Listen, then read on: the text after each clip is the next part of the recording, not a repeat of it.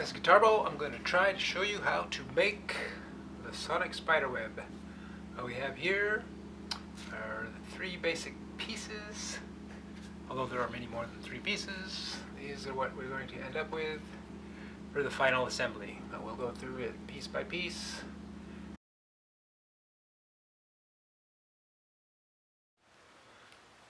Alright, the basic materials you need are some fairly heavy cardstock paper. If you want multicolor, you can. This is what I used in the previous example.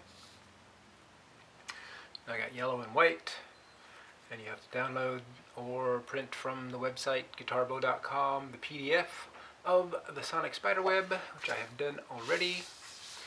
In this version I have little dotted lines indicating where cuts are to be made after certain assembly processes have taken place. You also need some heavier cardstock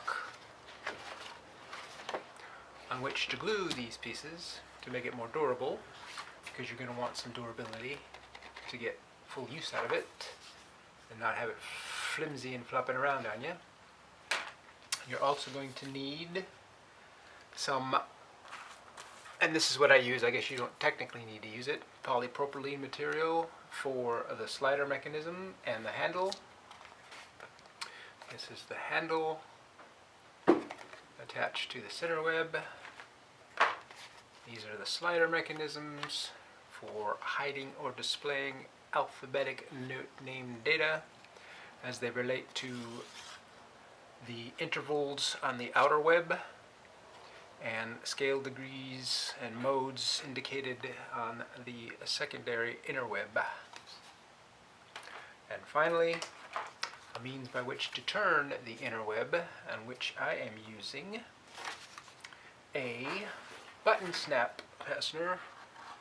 Can be commonly found at craft stores. Just a little cloth strap that get hammered together.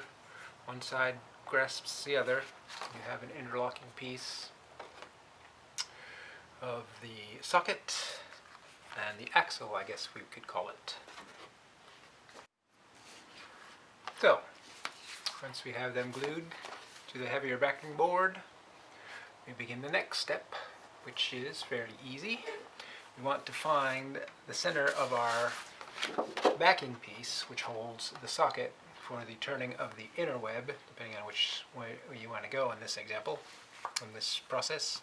So you line those two up, find yourself a sharp pointy thingy, and poke a hole directly in the center so these two portions of the sonic spider web, will line up correctly when assembled. So you can use a pin of any kind. You want to make sure everything is in alignment, because that's the way it's going to go together once it's ready to assemble. And carefully find your center point and poke a hole. Sometimes I have to use a magnifying glass because my eyesight isn't as good as it used to be. Poke that hole. I have a piece of cardboard behind so that I'm not damaging any necessary surfaces, and then you have a tiny hole right there, at which place we're going to assemble our socket.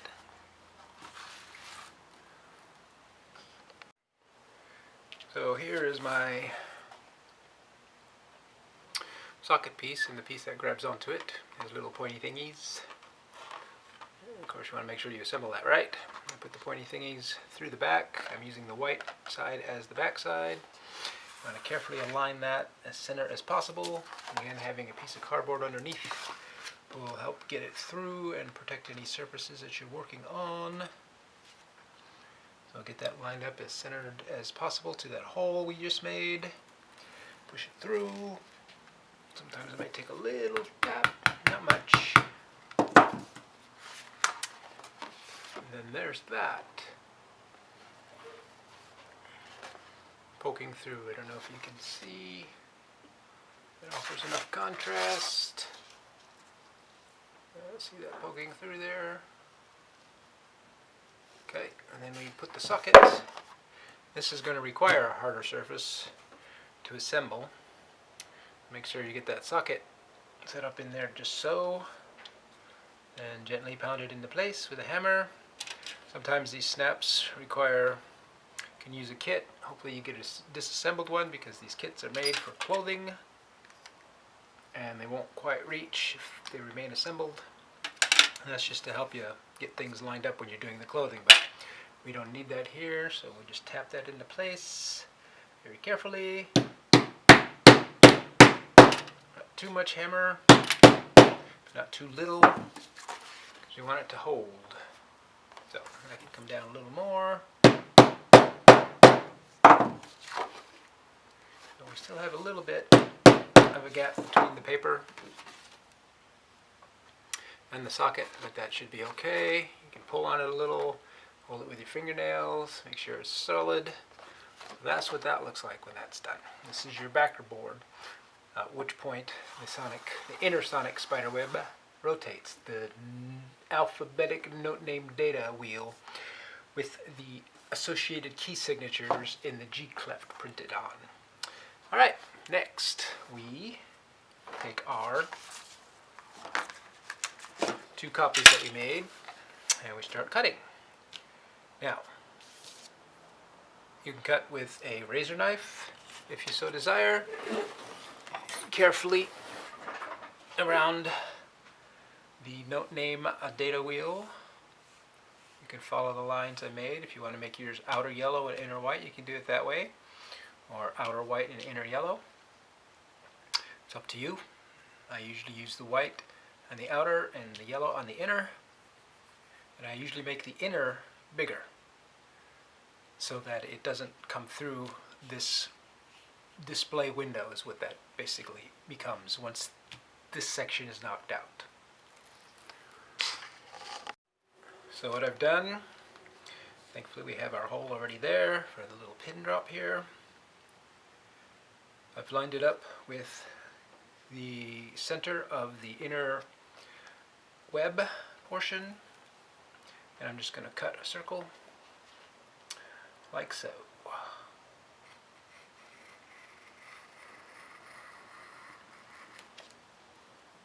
Try to cut a circle like so. So far it's working pretty good. So that is the outer web. Not complete yet, because we still have to cut little notches for our sliders. Little notches for our slider mechanisms to fit through and operate. Now on the inner web, I want to make it a little bit bigger because I don't want it to get caught on the edge here. So I'm going to cut that circle a little bigger than what I did here. So there's that cut made. I was to compare these two. You can see that inner hole, that inner web is going to be a little bit larger than the outer web, and that's to prevent it from poking through during normal operation. So, incidentally, we now have an interesting coaster.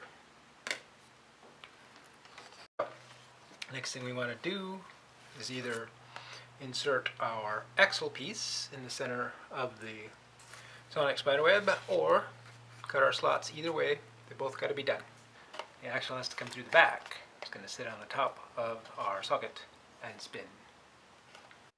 Now before we attach our inner web to our backer board, we're going to want to cut a little slot for a handle. Remember our initial example? We need a space for that handle to attach, and that's just a matter of cutting a slot. This I did not put a line in for, so you can put that handle wherever you like. I put it in the C because it doesn't interfere with any of the other key signatures that are on display. And making a cut.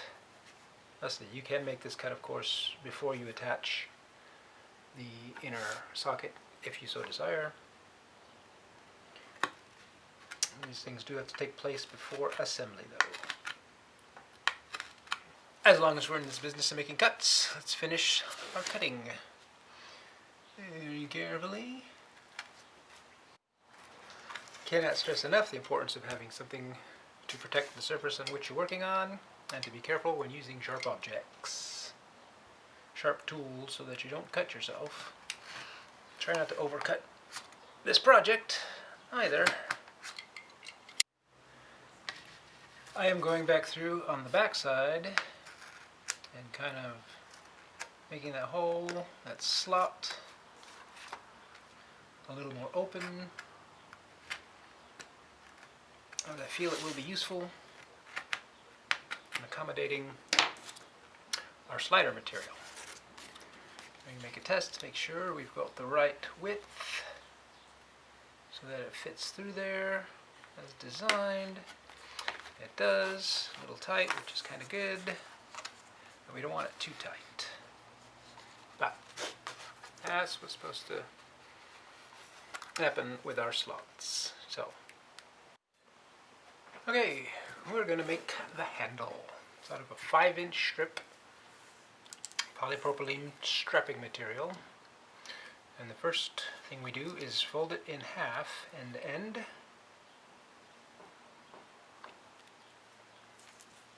Alright, and we're going to fold it in half again, this time those loose ends to the first fold.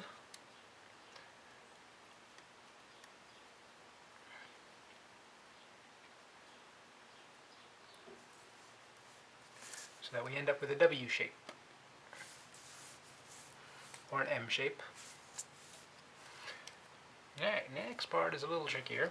We're going to take those two folds we just made and fold them in to our first fold so that we end up, I don't know how clear that is, but you'll see it in just a sec, with an arrow shape. Does that make any sense? So we took those two folds and we folded them up into so we have an arrow shape. And lastly, we're going to fold the loose ends again around the outside to the top. Squish them together. And that is what our handle should look like when we are done. So that is what our handle should look like when we are done. Kind of a little tree looking thing. Right? So we'll take that. And if you want, you can take a pair of pliers to crimp that shape so that it holds a little better. Not absolutely necessary, but you may find it useful to crimp it. And these two little flaps that we last folded are going to attach with a piece of tape to the bottom. So remember our slot at the C. We take those two flaps and stuff them both in side by side to our slot. Guess I need to make a line there, huh? Then take those flaps, fold them over like that, and then we're going to tape them into place. Very simple. A little bit of tape. I just grabbed the first tape that was available to me. This is some Gorilla tape. It's like duct tape, but you could use regular cellophane household tape. Just something to secure that into place so that we have something which we use to spin our inner spiderweb, sonic spiderweb. Next, we will attach it to our backer board, like so. They just snap together, and there you go. Alright, so now we're going to make our slider mechanisms. They look like little bunny rabbits when we're done. And they do have to be made in just such a way to operate correctly, even though they could be folded inverse. So, we start again with a 5-inch strip polypropylene material. And we start by making a fold in half.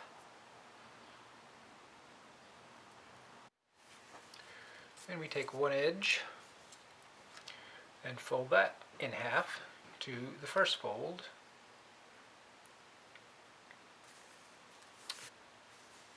But we're not making the other fold yet. So, the next step is to take our first fold and fold it into our second fold. First fold into the second fold. So the long piece gets folded into the shorter piece, like that. So we've got a long piece on top and a short piece on what would be the bottom, and then we have little bunny ears, which can now be squeezed together into shape. So that's what we got next. Makes sense? And finally, we take the long piece, the long tail piece, and fold it over like that to that point. So that's what we're working with when we're done. Looks like a little mountain scene there, if you want to describe it that way. I guess that's the way I'm describing it.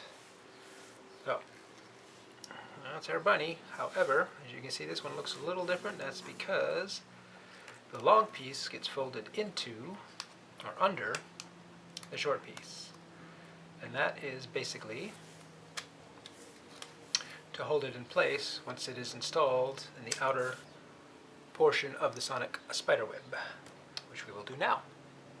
So we take our outer sonic spiderweb, take our long piece,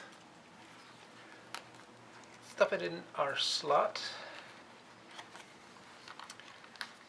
so that that first fold goes under.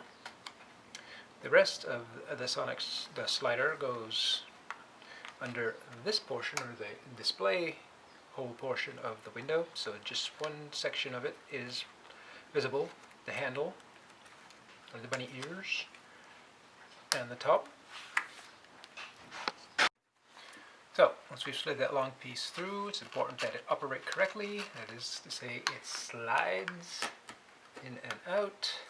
And take a look at the back side and make sure that our short piece does in fact cover that long piece we just inserted, so that it looks like that, because that prevents that piece from getting caught in the inner circle wheel, and this allows it to rotate freely underneath it. So, is that making sense? Am I clear on that? Is that visual doing the trick I need it to do? Right? Now the short piece has to cover the long piece that went through the slot. And then, if you so desire, and it probably was helpful, you can crimp it into place with a pair of pliers so that it holds its shape a little better and functions as I designed it. You have to do that 12 times. So the important thing to remember when making the slider mechanisms, after that first half fold and the second fold that gets folded into the first, the first fold gets folded into the second fold. I actually have 3 folds here, right? Is that the long piece needs to be on top for the slider mechanism to work as designed. And then that long piece gets folded over. Because you can make it in reverse, which I have done a couple of times during this viewing, and it will work, but it's not as elegant, and there are possible hazards that could develop. So make sure that that long piece goes underneath the shorter piece and is on top of your bunny. Okay? The double-sided tape I'm using is made by a company called Fastcap, and it's quite durable.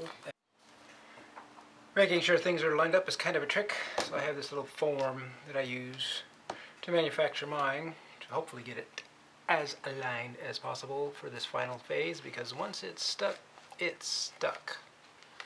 There's no unsticking it.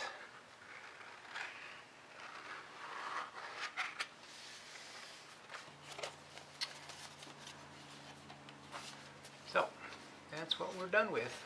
And we're done with making our own sonic spiderweb. We'll make sure it functions. So we're going to display a major Ionian scale and all the associated modes with that in C. So we're hiding non-relevant note name musical data. and displaying relevant note name musical data. Alphabetic note name musical data, because it's alphabetical, not the actual musical notes. So there you have it, the sonique spiderweb in a nutshell. One final note, this is a simplified version and construction of the sonique spiderweb. It has the same functionality as its more expensive counterpart. Almost looks identical, except as you can see, more of the slider mechanism is displayed and potentially not as pretty as this construct, which utilizes the same basic mechanism in place, but some of that is hidden underneath the face, and that's why I charge more for this version than I do for this version. But this one is something you can make, and it's easy enough to do. This one can also be made, just takes a little more effort. I did make a video detailing that, but this seemed the more practical way to go. So, there you have it. Darbo and his sonique spiderweb. 2 different versions available for your use as you see fit, and I will demonstrate its use as I am able. Thank you for watching.